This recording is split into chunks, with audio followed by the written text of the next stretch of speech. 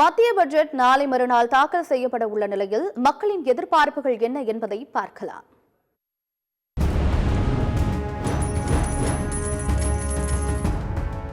GST வரி என்பது 4 வகையாக 5%, 12%, 18% மற்றும் 28% வரி வீதத்துடன் வசூலிக்கப்படுகின்றது.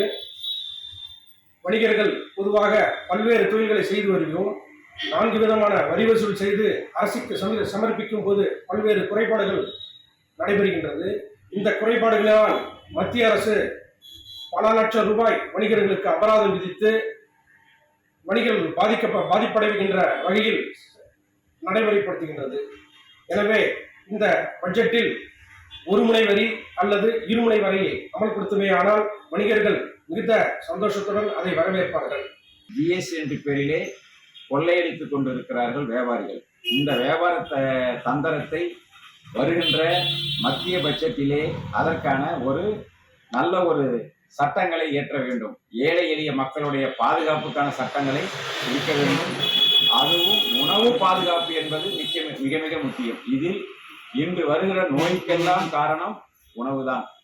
அந்த உணவை சரியான உணவாக இந்த மக்களுக்கு கிடைக்க நம்முடைய மத்திய பட்ஜெட்டில் புதிய சட்டங்களை இருக்க வேண்டும். மத்திய பட்ஜெட் அறிவிக்கக்கூடிய இந்த தருணத்தில் விவசாயிகள் மீது ஒரு அக்கறை கொண்ட ஒரு பட்ஜெட்டாக இருக்கும். விவசாயிகளுடைய எதிர்பார்ப்புகள் நிறையா இருக்குது. விவசாயிகளுடைய வாழ்வாதாரம் குறித்த பிரச்சனைகள் இன்னும் முழுமையாக இந்த 10 ஆண்டுகளாக ஆட்சி செய்யக்கூடிய ஒன்றிய அரசு முழுமையாக தீர்க்கப்படாத ஒரு விஷயமா இருக்குது. பலகட்ட விவசாயிகளுடைய போராட்டங்கள், 3 வேளாண் சட்டங்களுக்கு எதிரான போராட்டங்கள், இந்த மாதிரி விவசாயிகள் விரோதமான சட்டங்களை முன்வைக்கிறத மட்டுமே ஒன்றிய அரசுடைய தனி கவனமாக இருக்கே தவிர மத்திய பட்ஜெட்டில் கொண்டு வர சூழல விவசாயிகள் மீது ஒரு அக்கறை கொண்ட ஒரு பட்ஜெட்டாக இருக்கணும் அப்படிங்கிறத என்ற எதிர்பார்ப்பு இருக்கக்கூடிய நிலையில் பார்த்தீங்கன்னா, இன்றைக்கி இருக்கக்கூடிய இந்தியாவில் இருக்கக்கூடிய அனைத்து நதிநீர் நீர்களையும் இணைக்கும் பட்சத்தில் பெரிதும் நீராதாரங்களை சேமிக்கக்கூடிய பட்சத்தில் நீராதாரங்களை சேமிப்பதற்காக ஆங்காங்கே நிறைய தடுப்பணைகள் கட்டித்தர வேண்டும்.